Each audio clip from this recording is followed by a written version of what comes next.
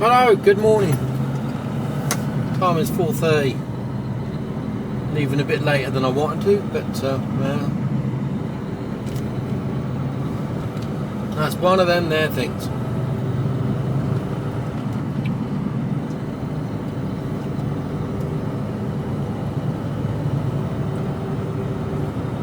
So the time now, did I say 4:32?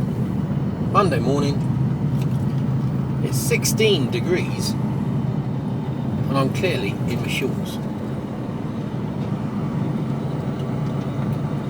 We're heading to Plymouth this morning. Down to sunny Plymouth. Going along the coast road to get down there. Should be there by, oh, I don't know. What time are we going to be there? 8ish. Coincidentally is the time I need to be there, so yeah. So I'll do it in one hit. I might stop. I obviously probably need to stop for a pee somewhere along the line, just a bit of splash and dash, get there, get tipped, get back, my day's done. So at should the end be of the road, turn right, Normandy Way. Should be a fairly easy day. Famous last words.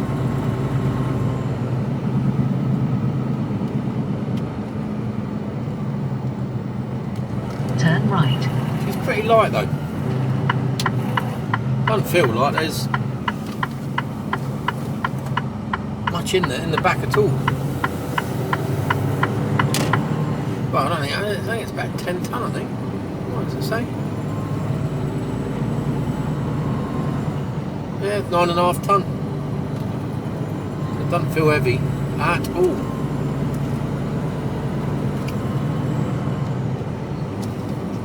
So what happened at the weekend? Well, not a lot really. Oh, well, no, actually, we were quite busy. Yeah. After 900 feet, cross the roundabout and take the first exit, Normandy Way. I actually had, for a change, an early finish on Friday, which was nice. Got back, got a few things sorted out. Which was nice. Cross the roundabout and take the first exit.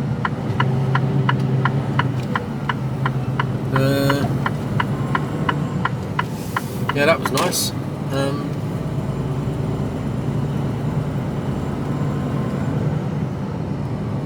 Didn't really do a lot Friday night. Saturday, what did we do Saturday? We had to go and, we had to go to the tow bar place, book the car in, the Range Rover in for a tow bar. After a quarter of a mile, go right on the roundabout and take the second exit, Berry Road. So we went down there. They said, yeah, no problem at all. And they, the problem was, it was a bit like chicken and the egg. We didn't have the tow bar with us, so they couldn't check right to make sure that what we had would do the job.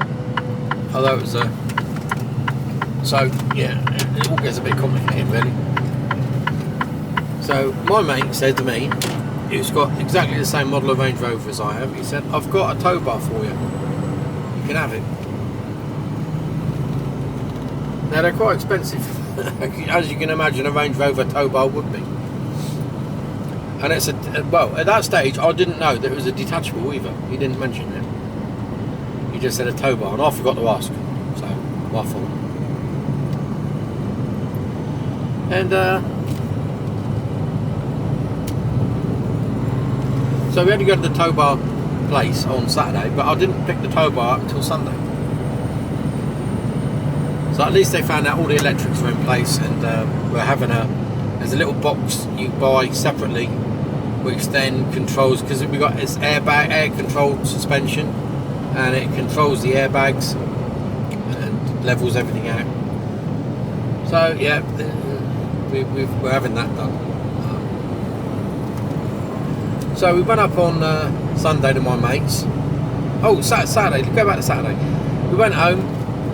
We then went to the Russell Coates Museum in Bournemouth. No, Mr. Merton Russell Coates was a he owned, if anyone knows Bournemouth, he owned the Royal Bath Hotel, amongst other things. He was he had his fingers in a few other pies, really, I think, because he accumulated a fair bit of wealth. And he travelled, bearing in mind this was the late 1800s, he travelled extensively worldwide, you know, like far-flung places like Papua New Guinea and Japan, China, and all sorts of weird and all across Europe. You know, that was some undertaking back then, if you think about it. I mean, it's some undertaking now, but back then that was you had to have a bit of dosh behind you to be able to pull those stunts, you know. So anyway, he built a house for his wife for her birthday, which was right next to the hotel. And he after a quarter of a mile, turn right, A326, Marchwood Bypass. He amassed a sizable collection of, well, I suppose loosely you could term as treasure and artifacts and all sorts of art from his travels. Turn right. As they did in those days, and that all got put into the house. And he was also one for the community. He was a big community person, and he was mayor of Bournemouth. And by all parts, I think he was quite an interesting character. Did a lot of good for the town. And on his wife's death, he decided that he would give the town his house and everything in it as a type of sort of art gallery stroke museum, and it has been ever since. So it's been in various states of repair over the years, but it's now more or less back to its almost former glory. But we had a tour of the gardens. We didn't actually go into the museum, that was extra, but it was like a couple of hours going around the garden, and it wasn't even a big garden. But I'm not a big planty type person, you know. But it was interesting and enjoyable, and it was with a group of people which are interesting as well, which made everything else interesting.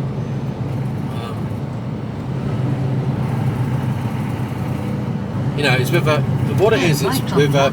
and take the second exit. My wife, gorgeous girl, she joined the Seroptimus, which is an international. It's difficult to describe exactly what they do. I'd like to say it's like a fellowship club, but it's women only, and they promote women, and they actually have. They're that well known that they actually have a board on the United Nations Council. And many don't. You know, it's one of those. It's like they're right up there. So although you don't hear about them that much, they're not like in the forefront. They are actually right up to the top, right at the top of the tree when it comes to charities and organisations which promote the welfare, safety, encouraging women to do well in sciences and things like that. But what it does is it attracts women from those sort of backgrounds, high flyers and really interesting people. To oh, you could have gone, man. Could have gone. And it attracts all sorts of interesting people. So you have ex-chief inspectors of police, you have ex-doctors or surgeons. One of the ladies, she's in her 80s, and she played for Juventus. and climbed Everest. You know, it's fascinating people. When we go on these events and things like that, it's just so interesting to talk to these ladies. And by far most of them are in retirement age, I think would be fair to say. There's a few younger ones, and there's a few younger ones coming through, which was nice to see. I mean, I've been to quite a few social events now, and it's always interesting to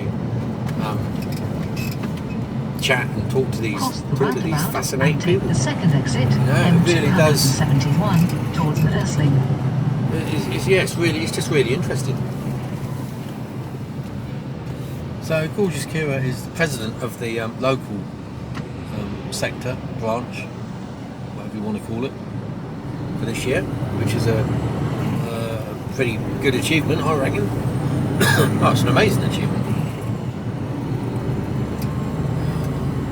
And it's all good. It's all good, and they're doing what they're doing. They're doing good, sterling work. Very supportive of it. In an ideal world, we wouldn't need it because everyone would be equal, wouldn't they? There wouldn't be this disparity in pay, which there is, which I find, why should a woman doctor be paid less than a male doctor? Well, how does that work? Why does a woman football player get paid less than a male football player? Why does a woman in the workplace generally get paid less for doing exactly the same job? I don't get it. I don't see how that could possibly be right.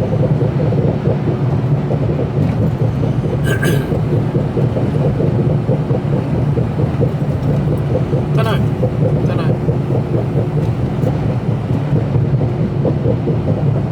So anyway, we went there with this group of ladies, and it's always quite good fun and interesting.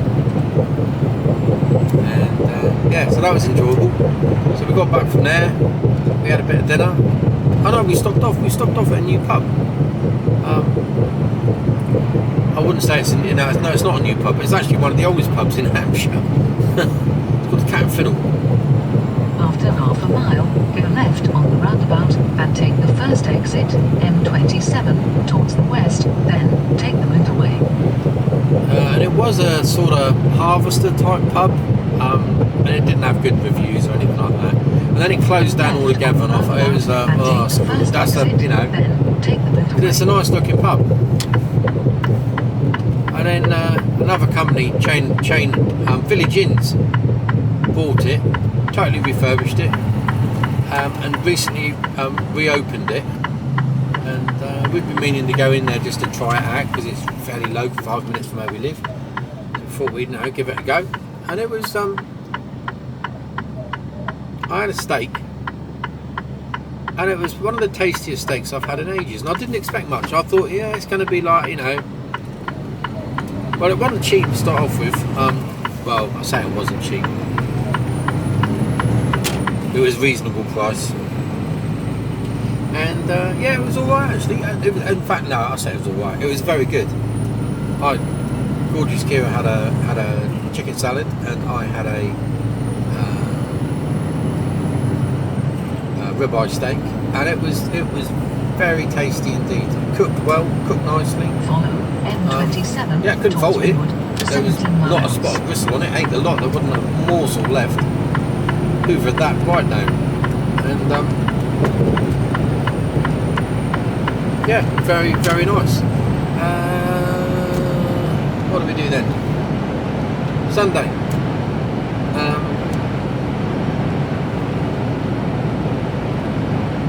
Sunday. Went shopping. Got up. Went shopping. Boring Tesco shit. A303 closed after A359. Well, we're not going on the A303 today, so that's okay.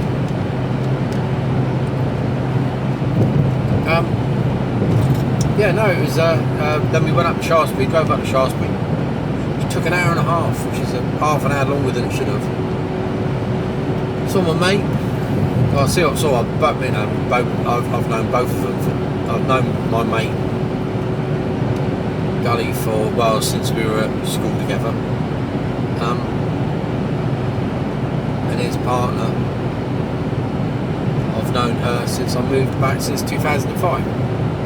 And they recently got it together. So I was two of my best friends got it together, which was really nice. Really nice.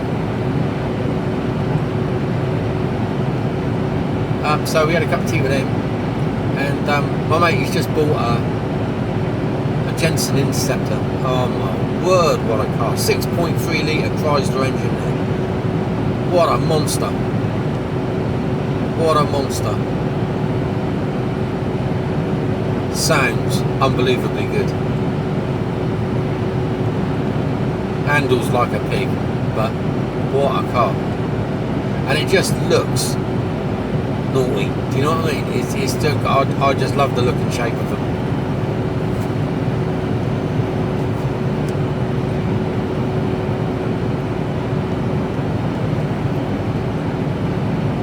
Yeah, nice car. He paid strong money for it as well, but it's worth a lot more than what he paid. So he reckons he got a good deal. So well, as long as he's happy. So yeah, so he gave me a tow bar. That was good. In return, I bought him a couple of tomahawk steaks, some really nice mushrooms, some asparagus, peppers, and I made him a potato sort of dauphinoise mix, stick in the oven to have with his steaks.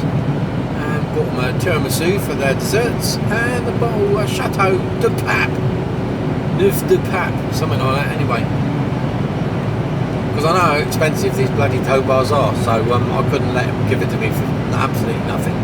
So we had to go all out.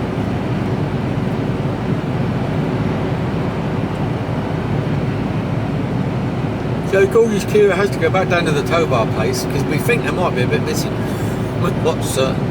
Well, we think, yeah, there is. And it's whether they can get hold of the bar to go with everything that we've got, or whether it all comes as a kit, so they can't say. So we'll find out later today what the score is with that. So anyway, that was a rundown of a weekend of what happened in my life. What did you guys get up to? Anything rock and roll? Oh, come on. What did you do? Something fun, I hope. Got out, got some sunshine, got some sun on you.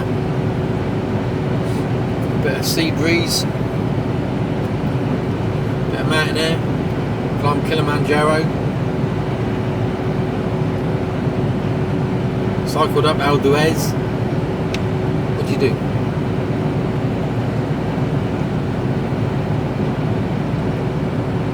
Right, we're going to drink some coffee. Yeah, I need it. Having to get up at alarm went at 2:30 this morning. I did not want to get up. I did not want to come into work actually, to be totally honest with you. So mother-in-law Doris, she's still in hospital. We went to see her as well Saturday as well. That was the other thing we did Saturday. Yeah, went to see Doris. It was a bit disconcerting because she's obviously in the heart ward, so she's wired up to all sorts of different machines. And each time we made her laugh, her heart went all over the place. We had to try not to make her laugh, which is very difficult because she'd laugh to see her pudding crawl. Do you know what I mean? It's like.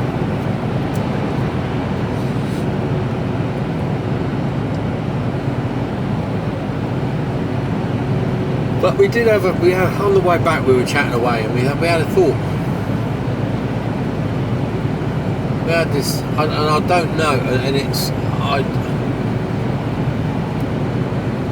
don't know how it would work. I don't know if it would work. I don't know if they would be interested. So we're going to sort of broach the subject once she's in recovery. Because they still don't know whether she's having an operation or not. Or, well, she knows she has to have an operation, but she doesn't know whether it's going to be open heart or keyhole. So it can be, and obviously the keyhole was better. So I don't know what the decision is based on, really. I think it might be based on, from what I can remember her saying, and bearing in mind the information is pretty sketchy coming from her, was that she had a valve replacement, so they can either put a stent in the valve or they can replace the valve. I think that's the two options. And one involves keyhole surgery, and the other one involves open heart. So yeah, I'm suspecting then that the stent is keyhole and the open heart is replace the valve. So yeah, they're trying to work out which is the best option to take. So yeah, but she seemed in fine form. Fed up with being in hospital, but unfortunately she can't leave hospital until they decide, which isn't until maybe beginning of this week, and then they've got to wait for a bed to become available down in Southampton, which could be another week. And then they said after she's had the operation she'll be in hospital for another week after that. So it's like, bloody hell.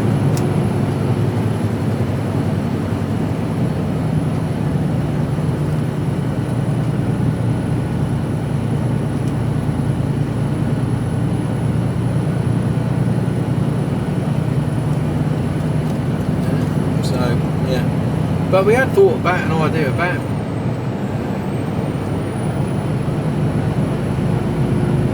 when we move, taking them with us. And they're both in their mid-70s, early 70s, and we don't know whether that would be a good idea or not.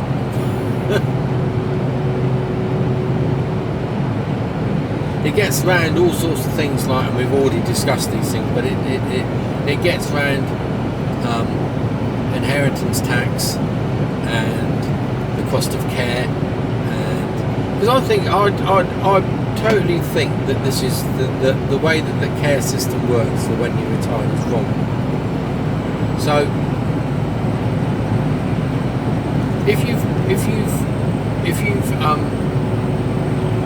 I don't know how to put it, because without sounding, but if you've done all right for yourself and you've earned a good deal of money through hard graft,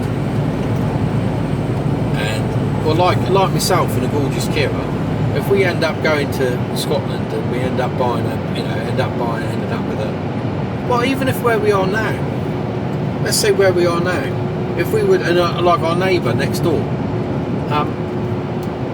her house is worth about 300,000. But if she was to go into a care home, she'd have to sell her house, and so she'd have to, sell her house to go into the care. But to fund that care, she'd have to use that 300,000. She's got no mortgage, and run that money down so far until she's left with 27 grand, and then the government or the council, whichever way you want to look at it, will then pay the bill. So all that she's worked hard for is done. All it's done is whereas someone who hasn't worked a day in their life will get exactly the same care and not lose any of their savings. I know they haven't got any, but they haven't worked a day in their life in the first place. And I don't know about you guys, but I'm not very comfortable with that.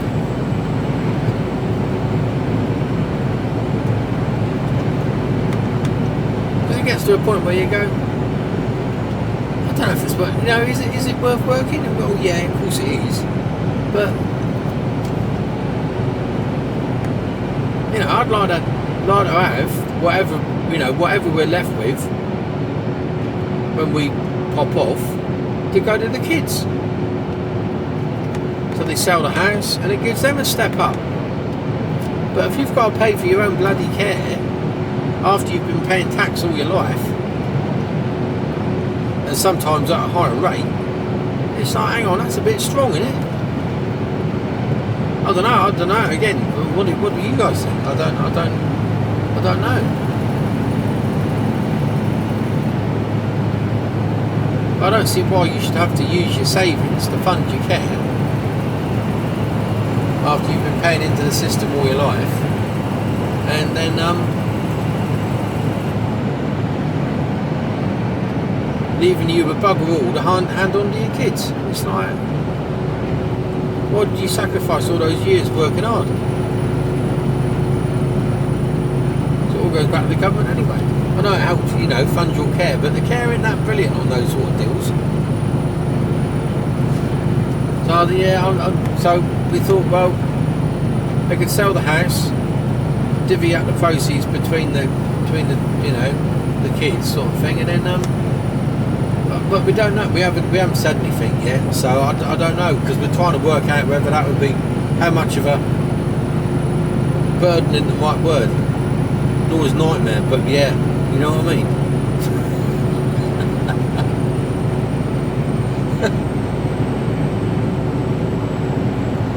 Yeah.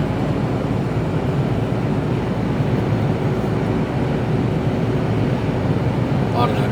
Anyway, I've gone on for long enough. I'll speak to you all later. Hello, time now 6 o'clock. Heading towards Bridport, in between Dorchester and Bridport at the moment. Whoa!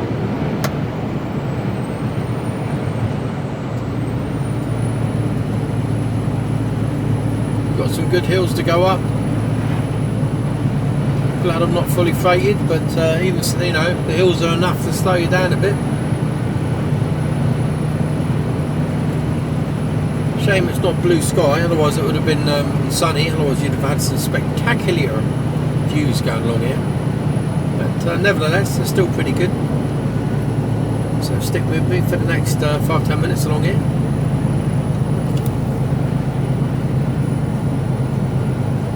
We're 1 hour 29 into the drive, so approximately halfway, just under. Well, time wise, still got 91 miles to go.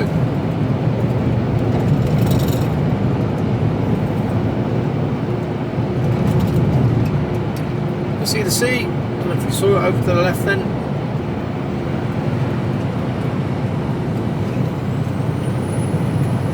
Good hill. Camera doesn't do it. Doesn't do it justice. Speed dropping down.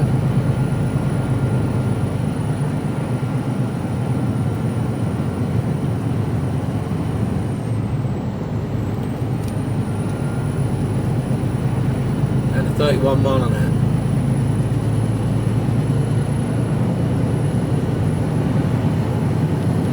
So we were only down here really the other day.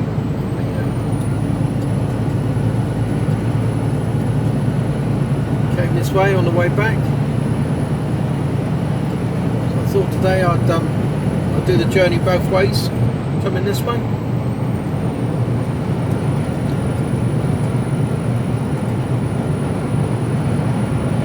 Over to I don't know whether you'll get to see over to the left. I can see the sea again.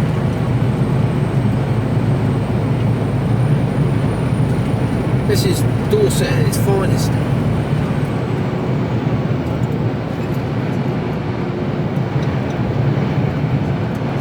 There you go, if we come round the corner now.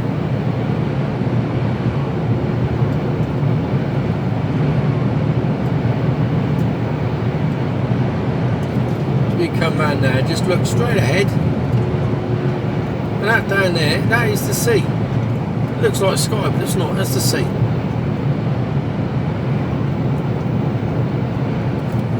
Beautiful.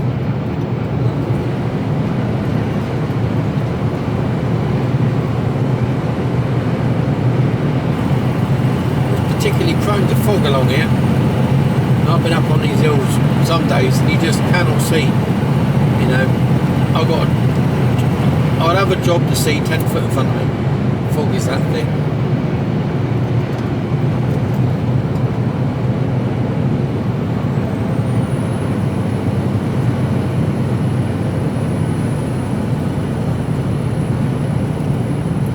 So my aim is get the other side of Honiton, stop for a pee and then crack on again.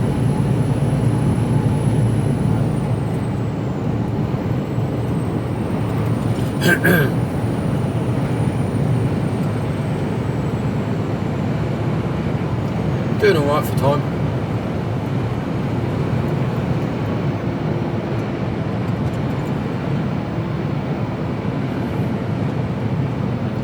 a hill there that goes down there. It's 17%. 1-7. That's pretty steep, isn't it?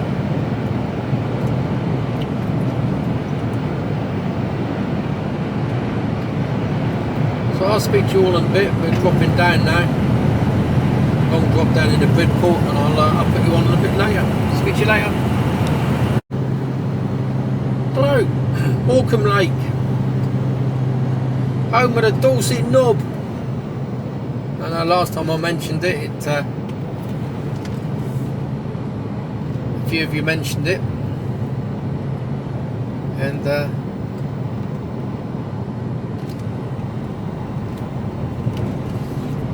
one of the comments, I think it was Rachel Ann, she likes her knobs covered in butter. There you go. Hey. Oh dear, I'm such a child. But I can concur.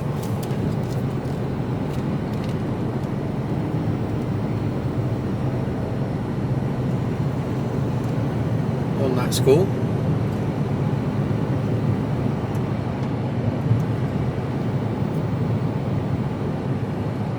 Nothing beats a Dorset knob.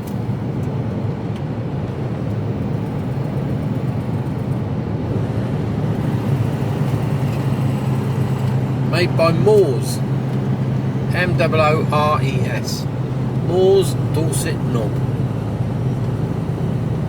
And basically they're like they're a tiny little bun that's almost, it's like you crunch into them, and it's almost like they're overcooked, but they're not. But they're very crunchy and fall apart. Yeah, I can get an hell of a mess with it. I have bits of my beard for weeks after eating those.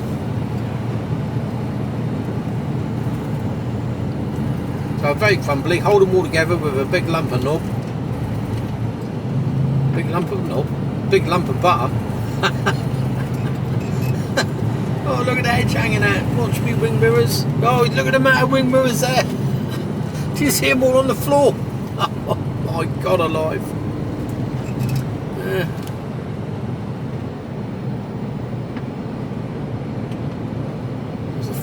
40 down here? I don't know if it was a 40. I don't know whether we've gone back into national.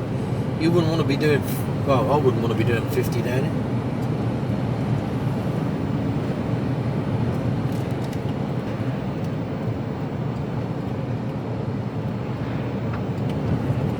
Whoa, pigeon, get out, get out!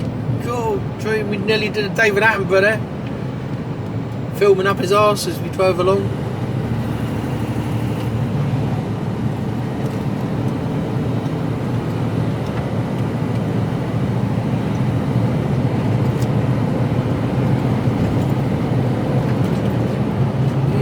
Tiger, get bounced around or get the camber of the road here, keep the speed down.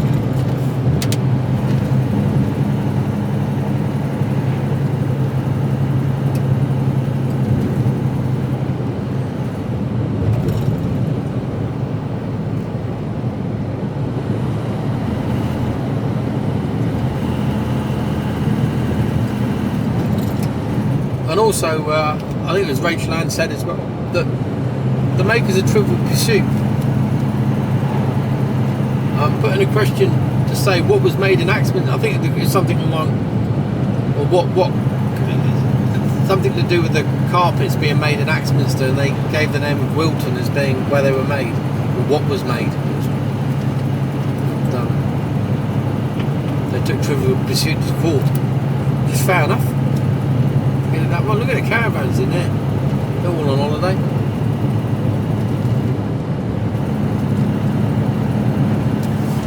Oh, bumps.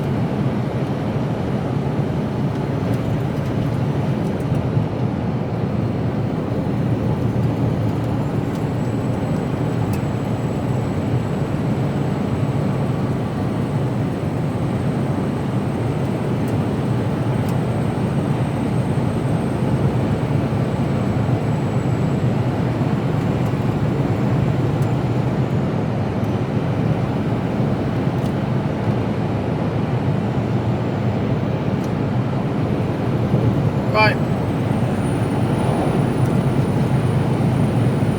That's a nice part of the world. It's like, where do you stop?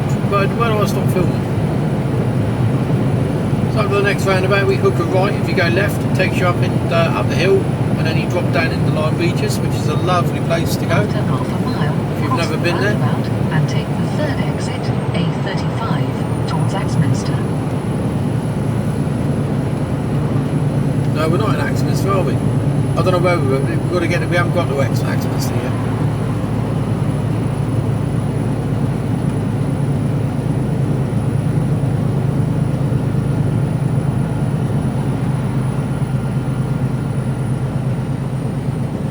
Is he blasting past me there? He is indeed. Cross the roundabout He's empty. and take the third exit, Yeah, A35, towards Axminster.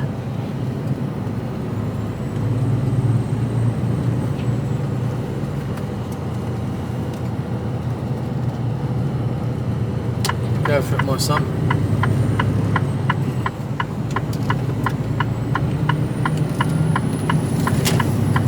Follow A35 towards Axminster for 13 miles. Climb up the hill.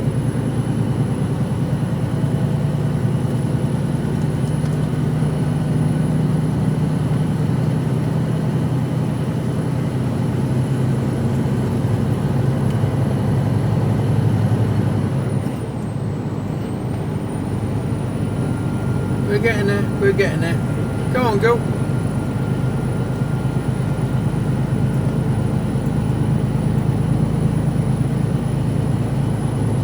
"31 miles to Exeter."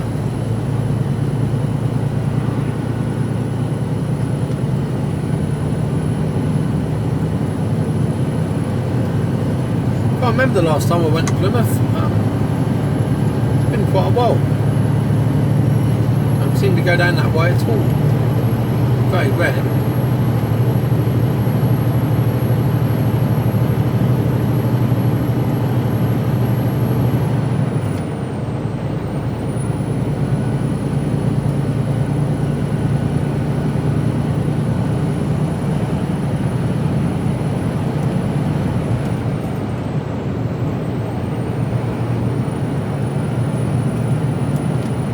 Right.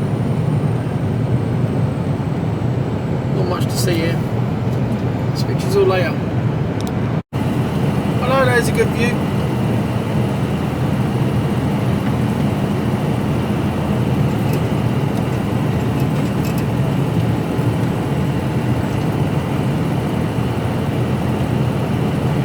And now in Devon.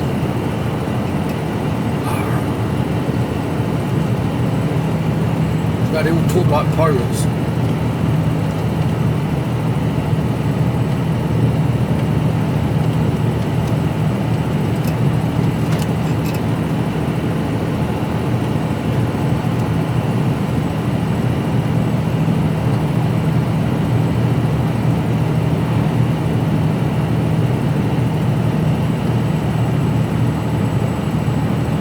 Try and keep an eye on the speed as you come down here.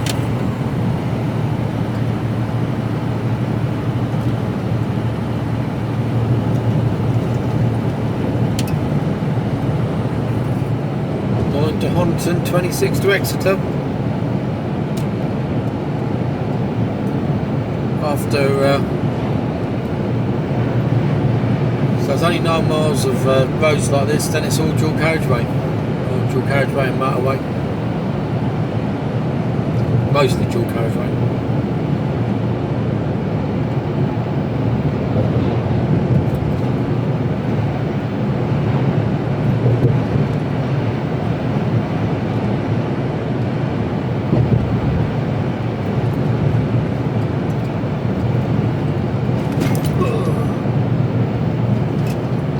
Divots in the road.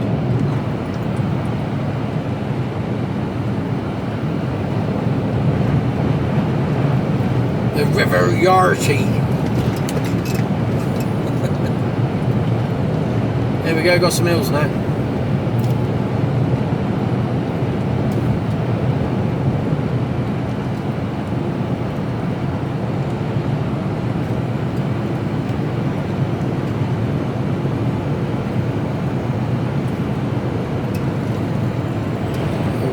others there.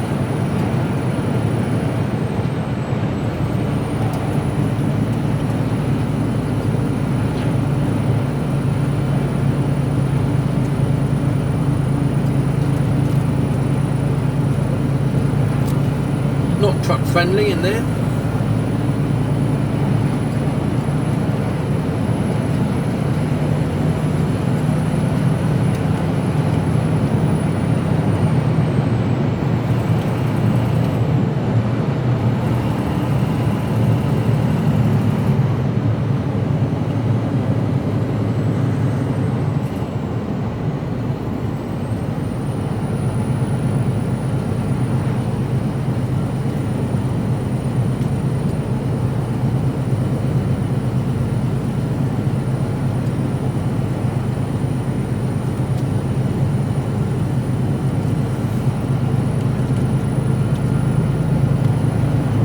Good views along here as well if you can see out through the trees. We'll have a look.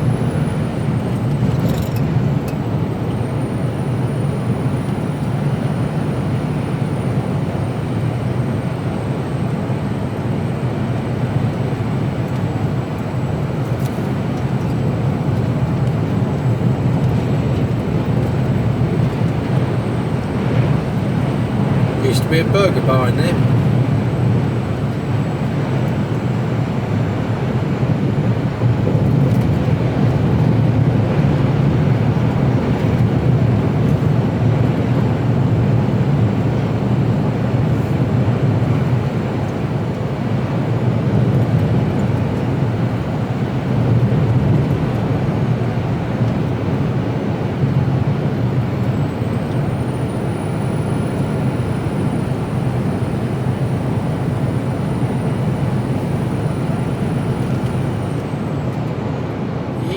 Tiger.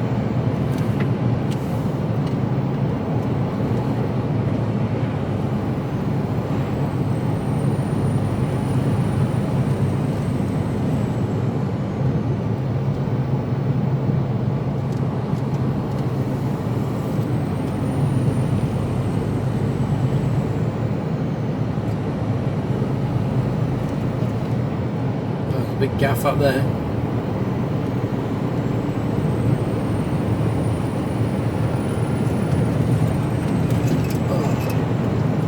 Divots.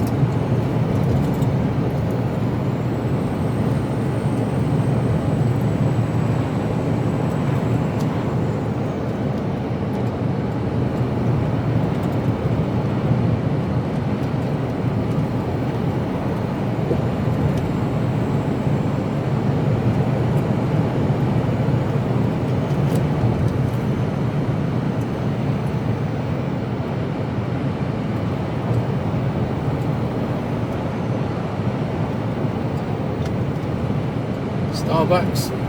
I've never come across a Starbucks on the side of the road that's truck friendly.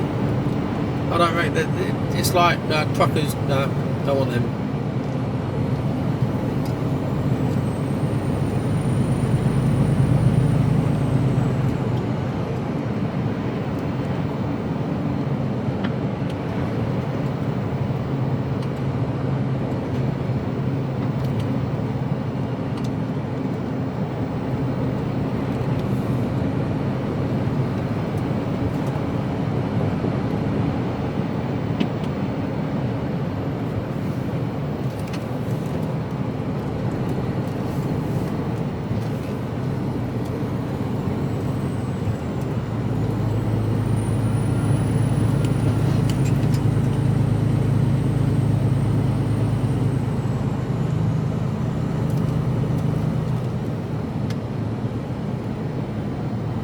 Good views, eh? Good view, Gromit.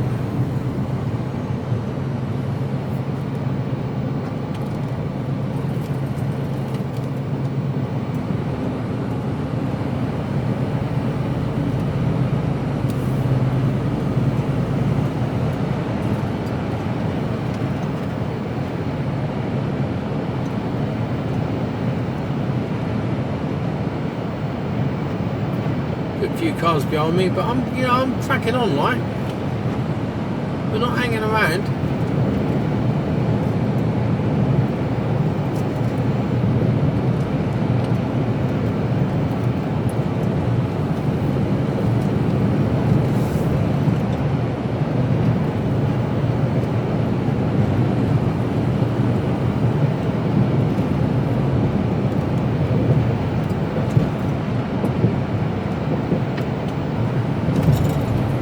starting to need a wee now.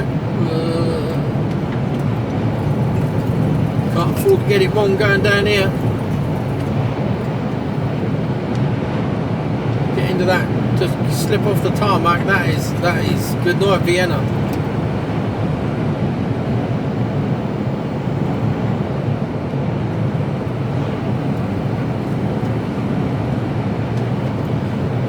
Go off the road here, the next thing you're going to know is having your roast dinner through a straw in hospital. Ain't going to be pretty.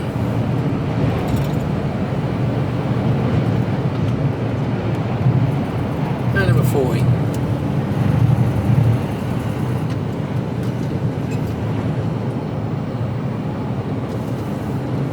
It's a bit tight through here.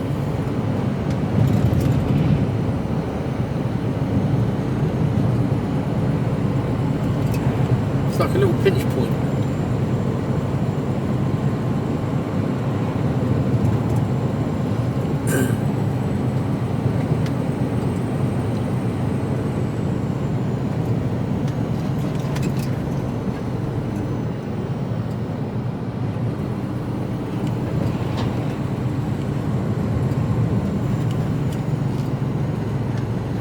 Looks like we're good.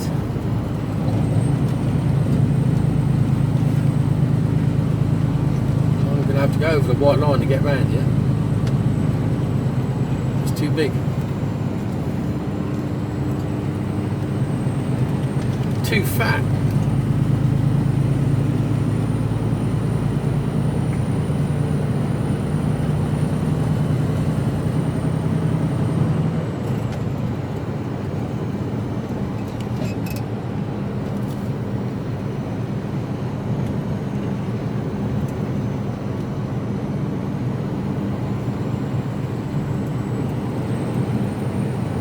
Rhododendron there looking nice in purple.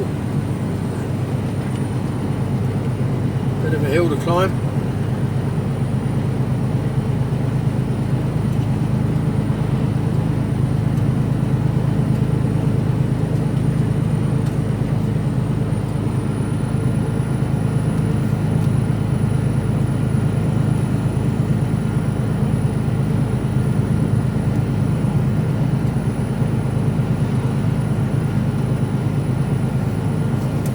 Come on! Down to 31. 29, 29.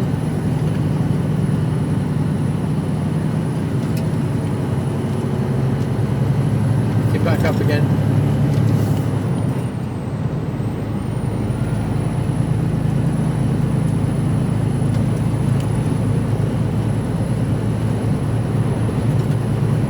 Well, when we get there, I'm going to be getting my head down for half hour.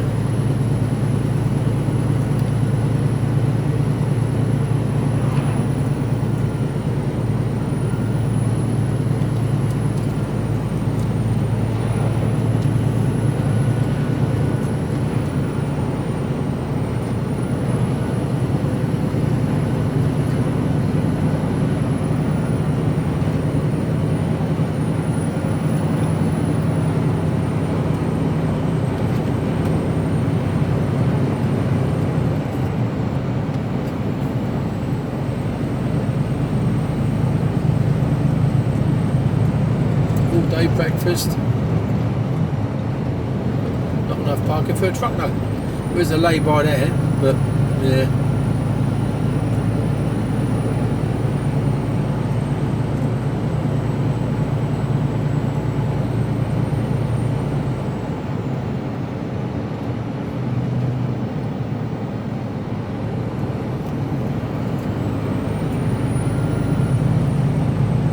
It's coming down full pelt.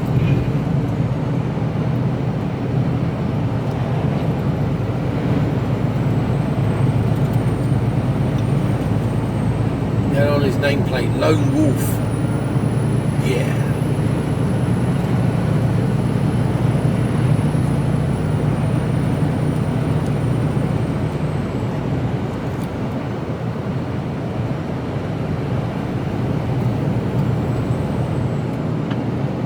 Some more good views here. Drop down into Honiton, and that is us on the dual carriageway then. Nice and steady round the bends.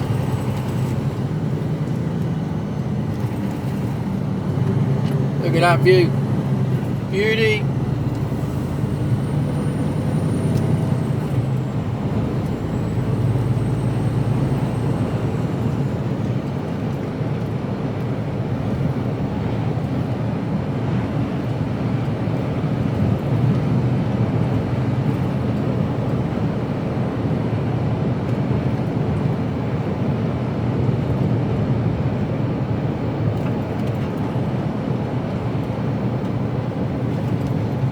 Nice and steady.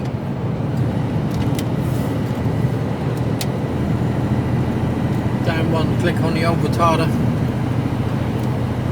Let's try another one. Finally another one.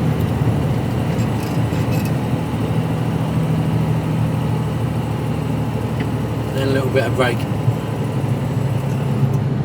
Pony 73.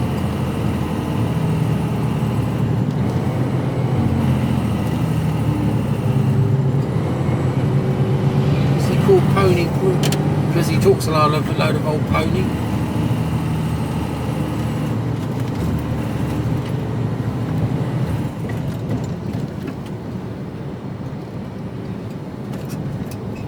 I'm sure that castle used to be pink. Painted it sort of off-white. See there?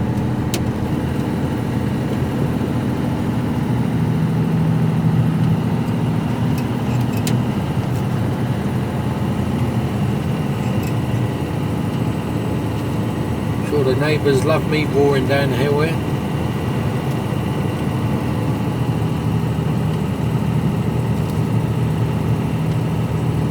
After 900 feet, go right on the roundabout and take the third exit, A35, towards Taunton, then bear left, A30, towards Exeter.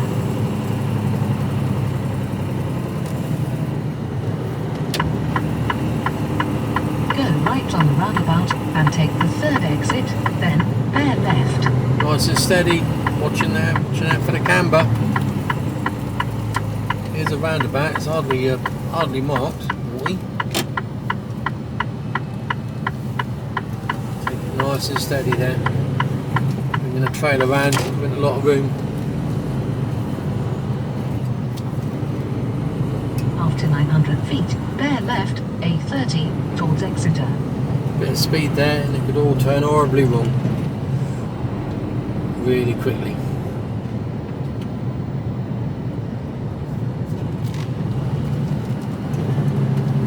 Bear left. Bears left. I see no bears. And on to the A30.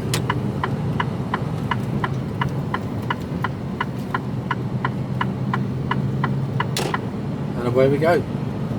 Right, I'm going to find a lay-by along here. Splash and dash. Follow A30 towards Exeter for 14 miles. And then that'll do us then until we get into Plymouth. So I shall bid you all farewell and might put you on as I go up or down Telegraph Hill. It's quite nice round there. I'll speak to you all later. Hello, time now 7:14. Taking the A38 to Plymouth. After half a mile, keep right. We'll do that. Up the long old drag.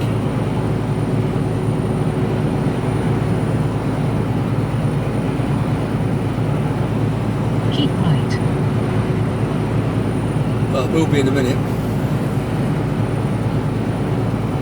Go down a bit, then we go back up again.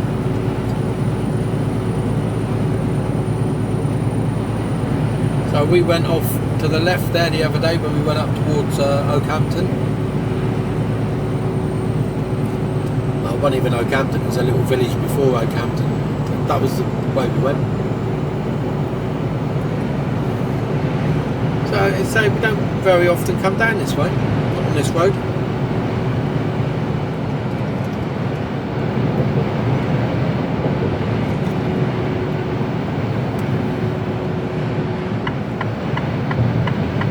I could get over for a bit.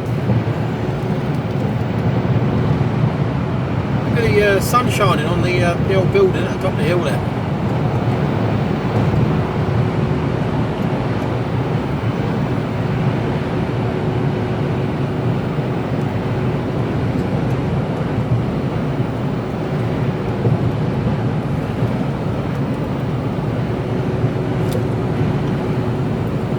Made myself some fresh coffee. Had a biscuit.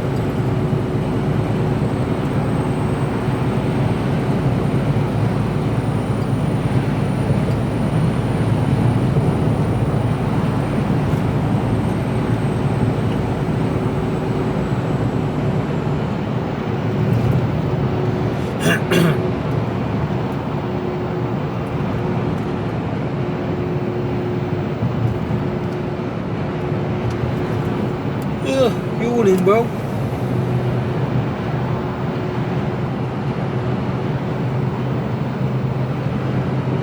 After 1.2 miles, keep right.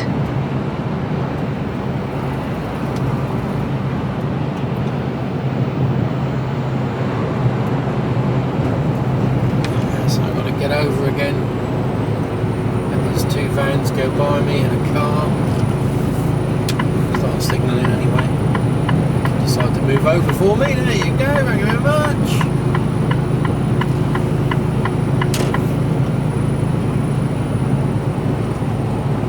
Kenford and Ken.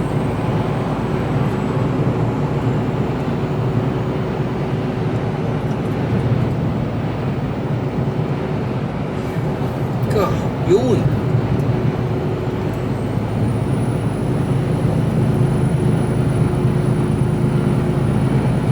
So we go all the way down to Plymouth, and instead of turning left to go in towards the city centre, we turn right. Half a mile, keep right. Go over a couple of roundabouts, hang a left, and we're in there. It's an industrial estate we've got to go to. So it looks fairly straightforward, although I'm not entirely sure. Keep right. I can see where it should be, but whether it's where it says it is two different things. I don't know. Find out when we get there. Going to be a few minutes late, 8:15, due in at 8.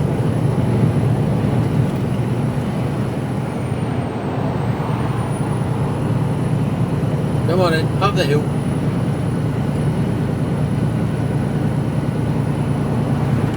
Follow A38 towards Plymouth for 14 miles.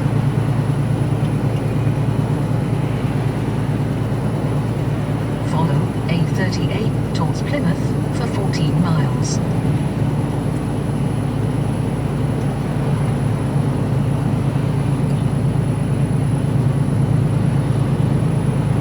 Big old climb up now.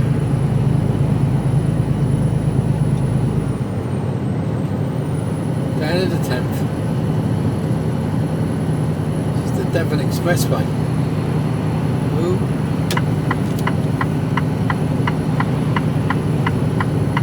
Working down vehicle.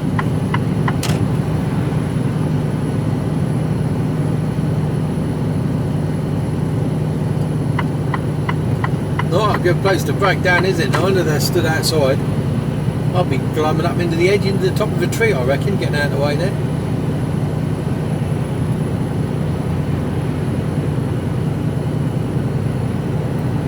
Ears are a popping.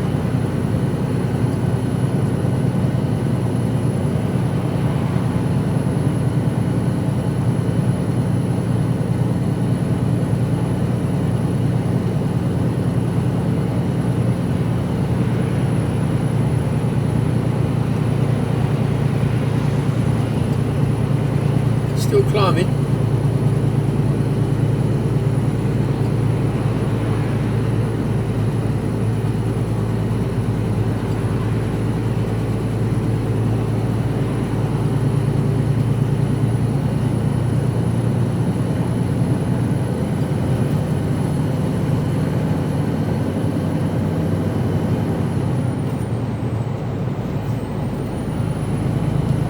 A race course.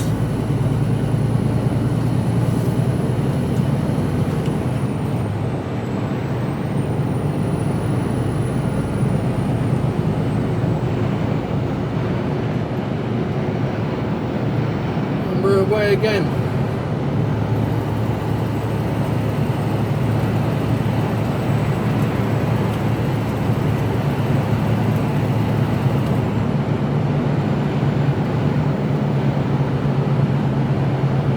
Nice drive down through here.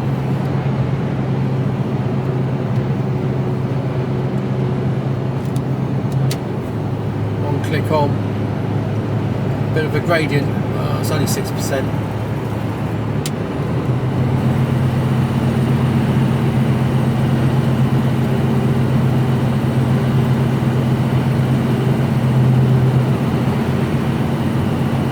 Miles to go. Bit of a view here.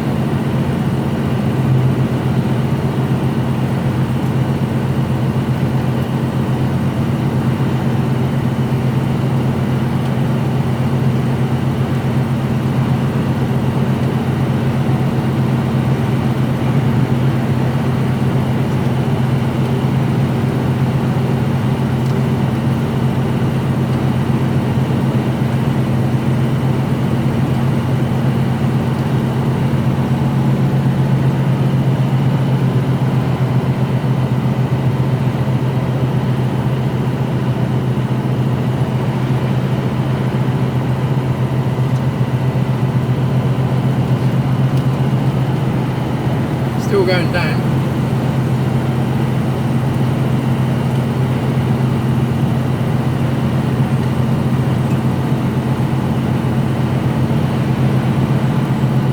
A load of deer, I think, in that field over there to the right. I think they were muntjacs because they're quite dark, almost black. And away we go. Well, let's have some sunshine. Now we're going down here.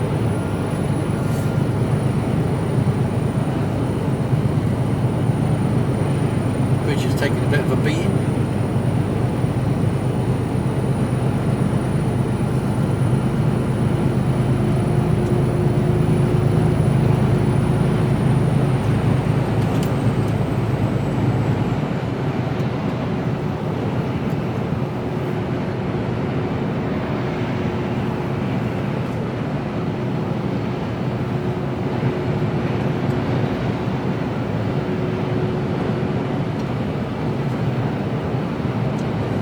A bit more coffee. The veins totally caffeinated. Mondays always find a bit of a struggle to get going, you know.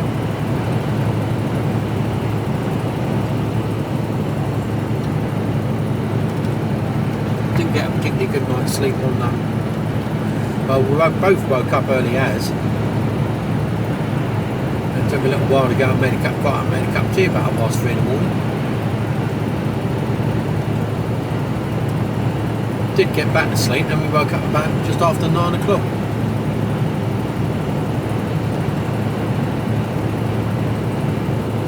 And yesterday morning I was awake about 6:30.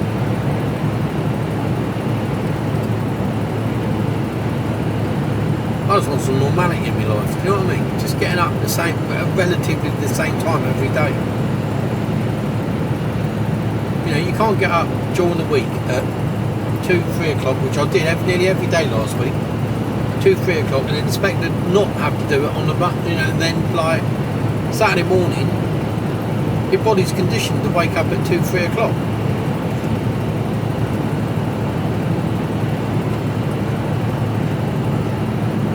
So you do.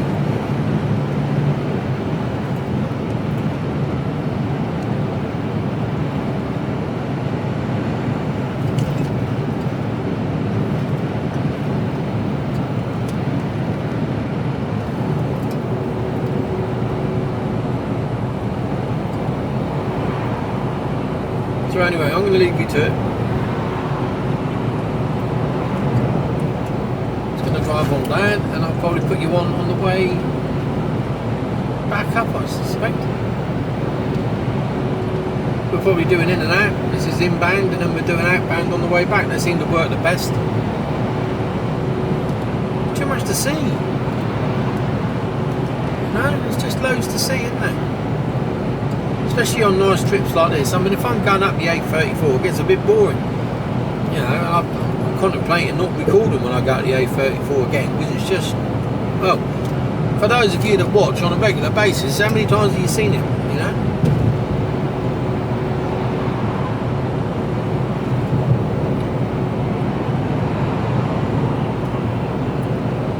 down here, it's a bit different. You might as well make the most of it.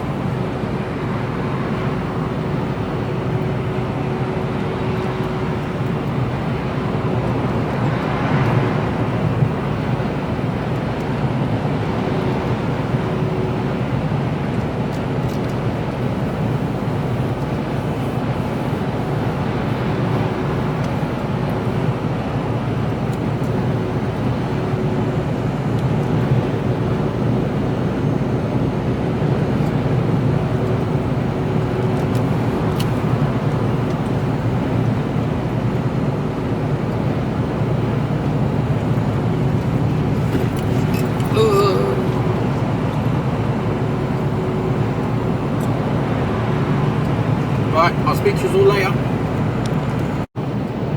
Hello. Oh, the sun is shining. It's just glorious, isn't it? Everything's lush and green. Beautiful.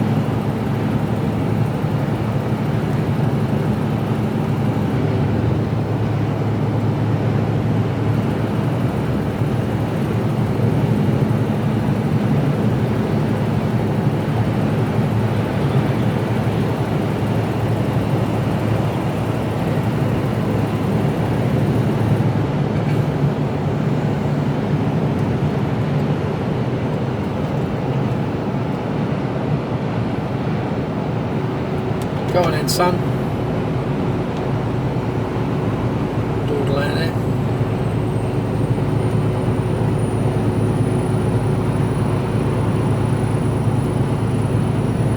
So this is the Devon Expressway. I got it wrong last time. Thought I was going down it, but I wasn't. But this is the Devon Expressway. Hiccups.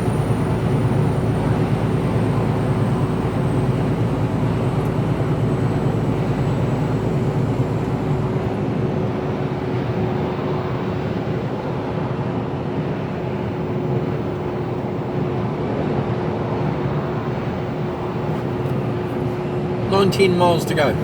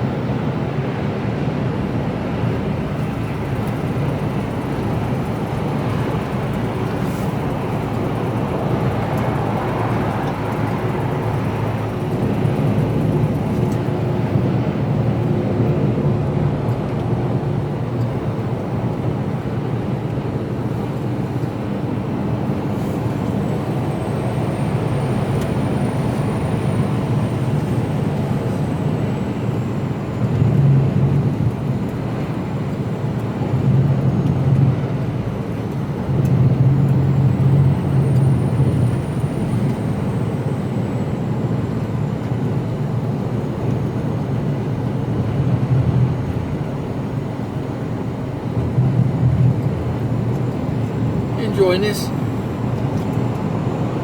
I am. I'd rather be somewhere else, but you know, best of a bad job, eh?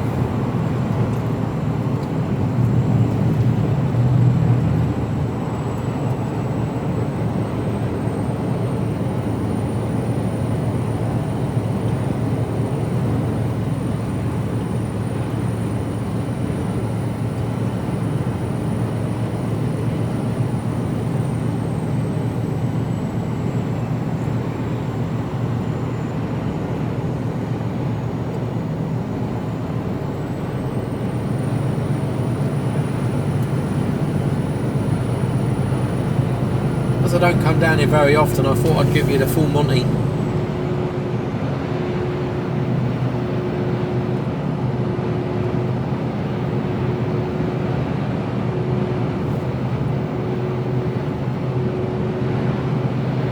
Not that you get to see too much because everything's sort of buried into the embankments, isn't it?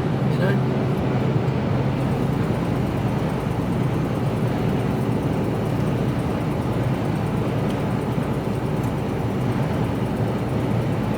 know some of you just like to come along for the ride.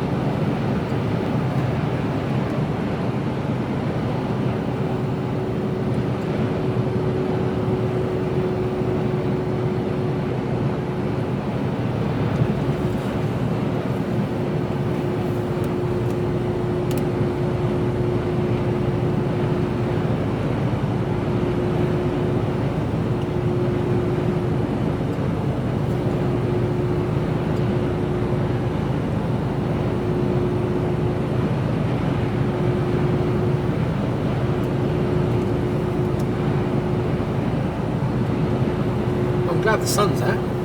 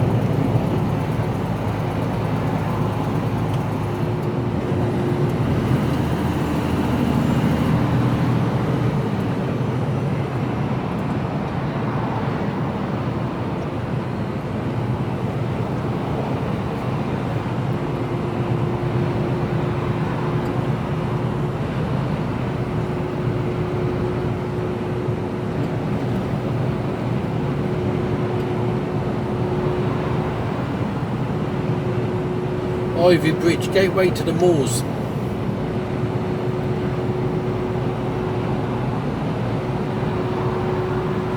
Looks like we're about to head into some stormy weather. There's some good old clouds over there. See what it's like. Get a bit further down. Quite like Dartmoor. Princetown, right in the middle of Dartmoor, where the prison is, and that the little village there. That's I've been there in the winter, camping actually, and it was temperature got down at night, but I was toasty in me tent. I've got all the right gear, and yeah, no, I enjoyed myself down there. I had a couple of nights, rode around Dartmoor, and rode back again. That was good.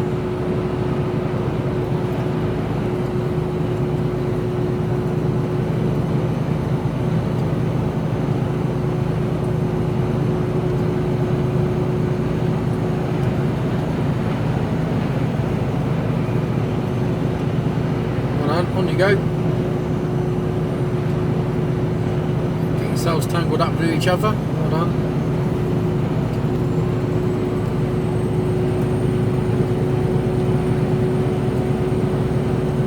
13 miles to go.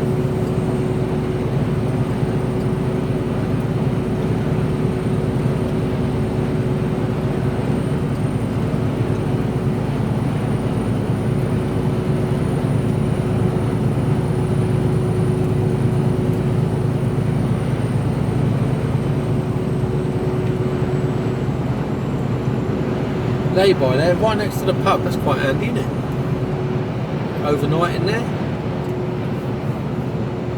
Wander up for a bite to eat. Cheeky half.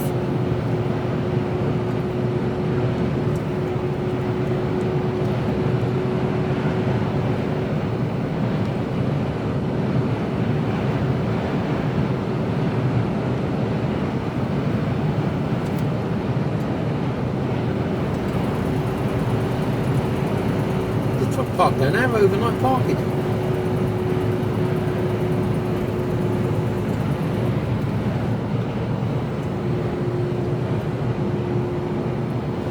We decided on our way up to Scotland. It's very difficult to gauge how far we're going to get. So we thought about, we'll book a campsite and spend one night on the way up, but it's very difficult to gauge how far we're going to get. So we're going to get to, we'll be leaving at about 6:30, 7 in the morning. And then what we thought we'd do is I'd just drive. We'd just drive, take a few breaks on the way up, you know. Pretend I was driving a truck and, you know, take it like that, nice and steady. So slow and steady always wins the race. And then about 5:30, 6 o'clock, like I normally do, we just pull in somewhere. We'll pull into the services, pull into where the caravan parking is, park up for the night, gets light by about 4 in the morning, and crack on. And we should be up there at a sensible time then. So going out to Inverness, and yeah, that should be.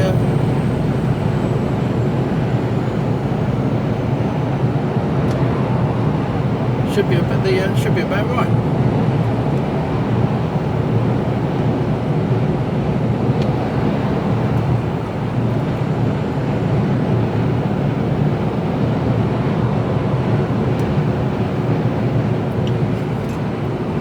Some people are going to say, "Oh, you stop at a truck stop for taking up truck stop bases." No, we'll be in the caravan bit. And if I do take a truck stop, space up, so yeah, we're allowed to park there. Pay your money, park. If anyone gets the they better come tapping on my door. They might be in for a bit of surprise when I answer.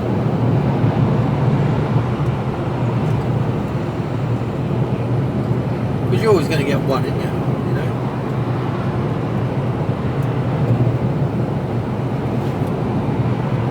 Oh, it smells of piss. Yeah, well, I sleep in services every other night.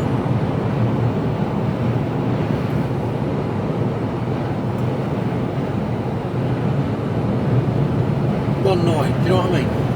It doesn't matter.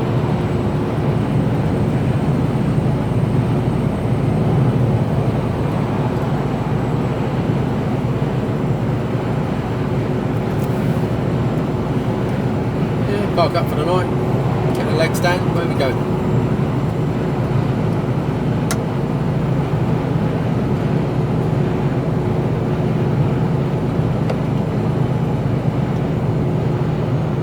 Plymouth, on we go, onwards.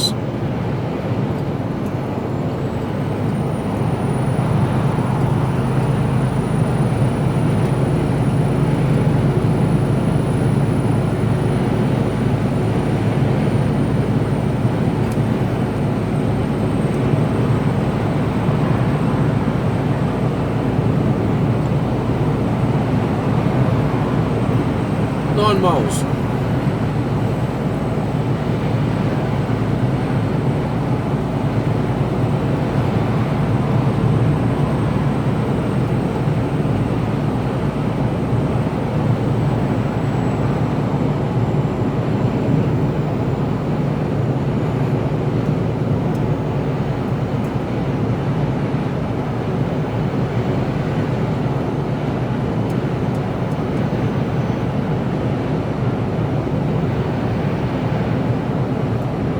Welcome to Plymouth, Britain's ocean city. Okay, I thought we looked out on the old English Channel myself, right? I'm on the bottom part of it. They sort of upgraded it, making it sound a bit grander than it actually is, isn't it?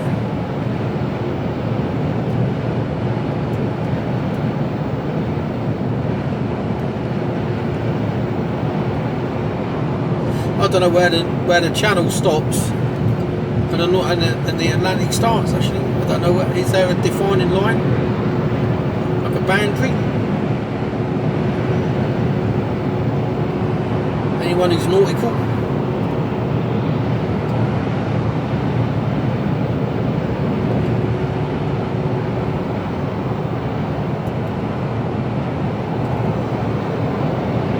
So where does the North Sea start and stop? After 1.2 miles, keep right. How far does the North Sea actually come down? Down the east coast. Don't know. There must be boundaries, I suppose. So if anyone knows, let me know.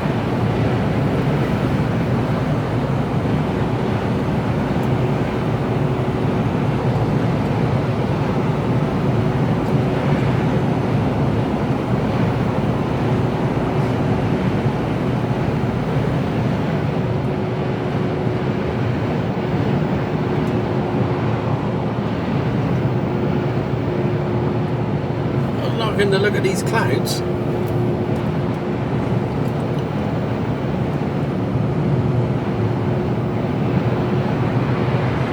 need to get into this right-hand After lane. half a mile, keep right.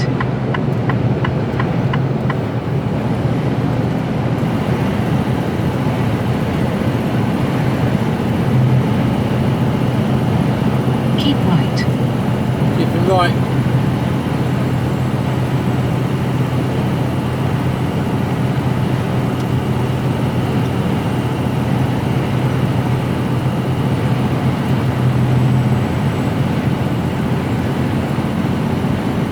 Across an elevated section here.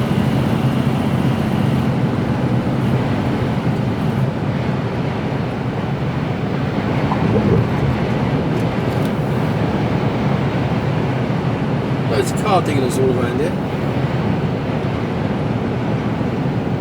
One time used to come down here.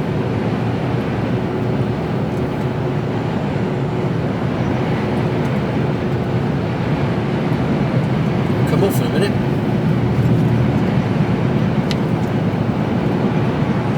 386 to Tavistock. 2 miles.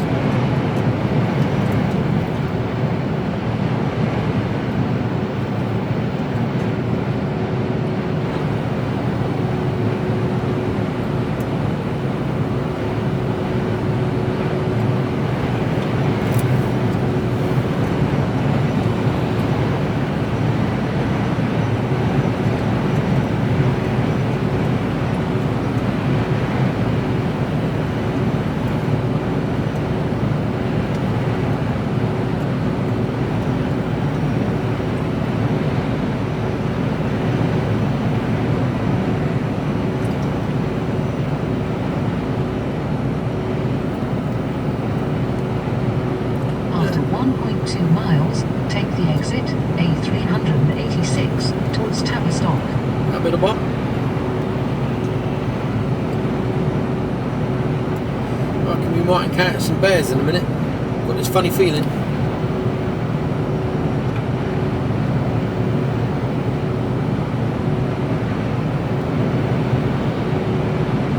We're now entering bear country.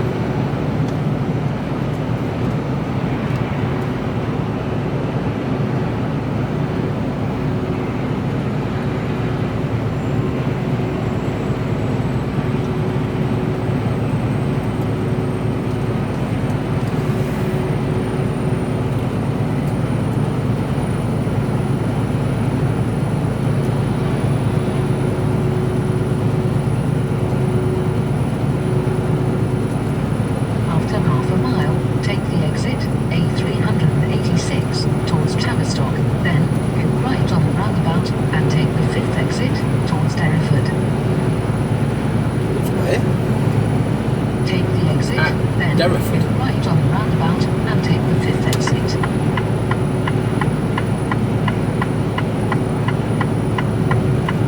So I don't know what lane to approach on the as we approach the roundabout, but I'm suspecting the right-hand lane. Yep. Derriford. After 900 feet, go right on the roundabout and take the 5th exit. Well, I think they both go to Tavistock. Towards Derriford. Go right on the roundabout and take the 5th exit. Oh well, we'll find out in a minute.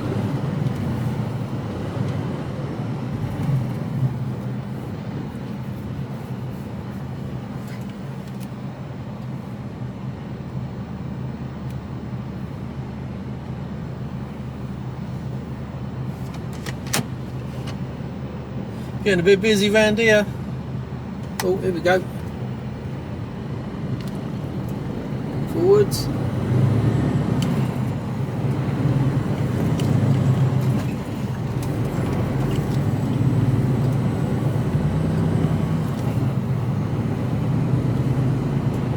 Get into this one here. Time for stalk. How many exits that is now? 386, nothing over to my left.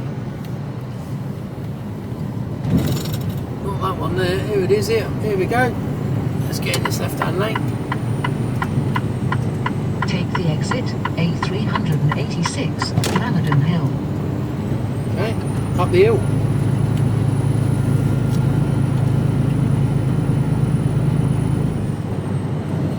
That's a good hill.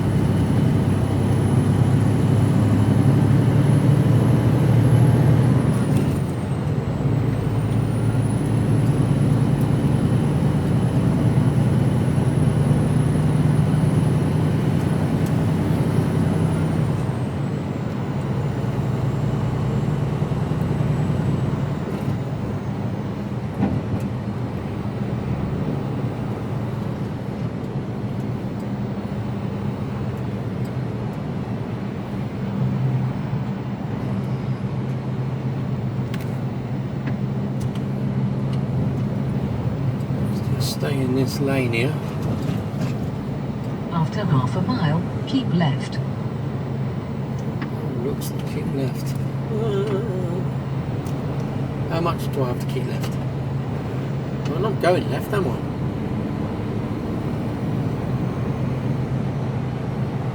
Just going straight on here. If I'd have kept left, I'd have been going up there. After a quarter of a mile, keep left. Okay. That's a bus lane. Just goes round to the left.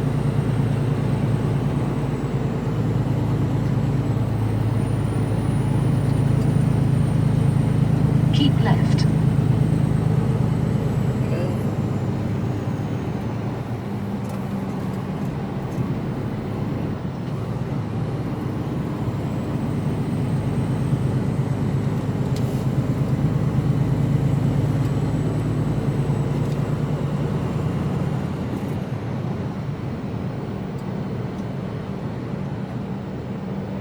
After a quarter of a mile, keep right, then go left on the roundabout and take the second exit. Straight across more or less then. Bus lane to my left, so I'll go in that. Right, so green for go.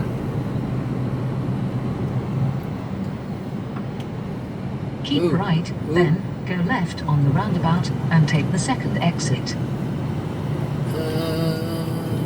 386, yeah, that all goes over to the hospital. After 300 feet, go left on the roundabout and take the second exit, A386, Tavistock Road. Up here. Blimey, they're all in a bit of a hurry.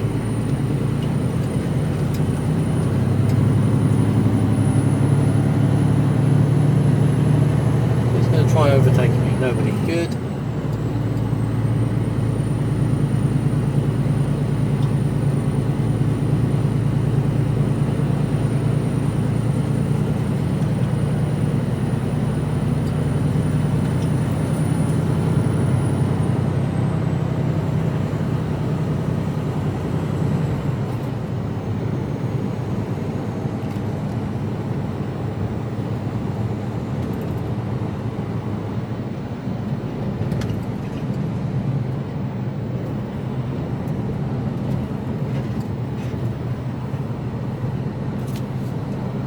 Follow on the road.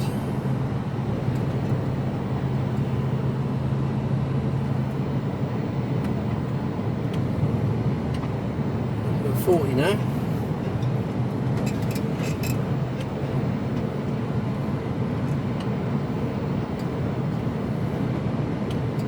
Straight on over this next junction.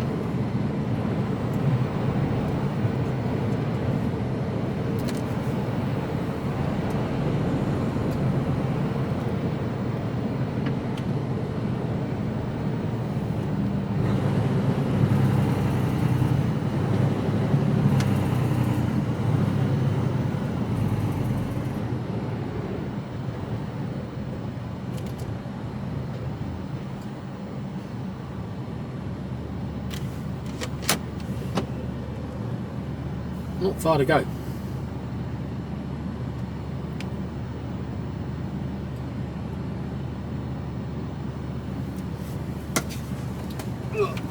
Oh, green light.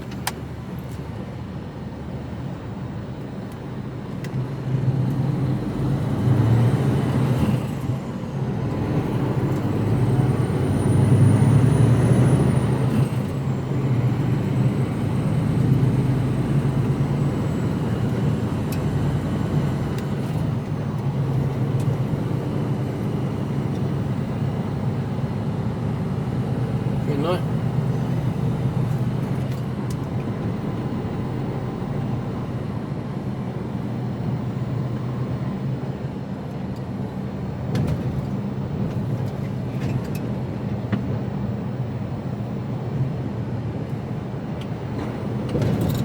After a quarter of a mile, go left on the roundabout and take the first exit, A386, Tavistock Road.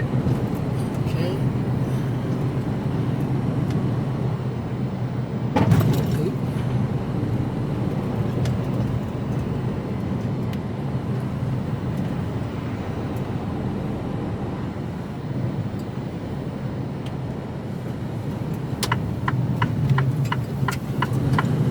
Just Go carry on left going on the round. roundabout and take the first exit, A386, Tavistock Road.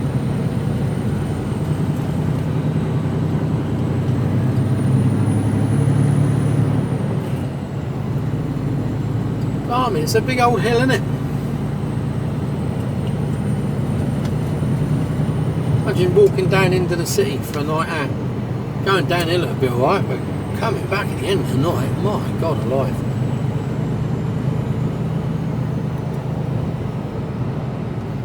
Not sure I'm keen on those houses.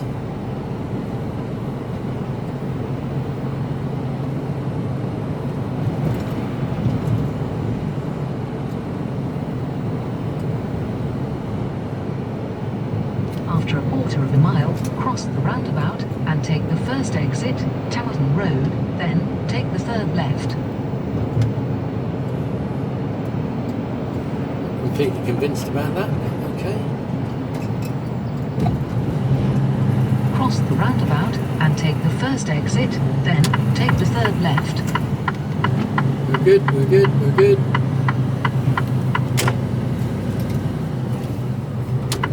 Plassey, I didn't even know they were still in existence. I used to work for Plassey.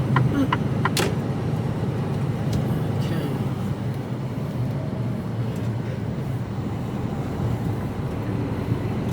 After 300 feet, turn left, Belvoir Way, then you have reached your destination. It is on your right. Left in here. Turn left, then you have reached your destination. It is on your right. It's down in here somewhere. Right, I'll speak to you all later on. I'm more or less here.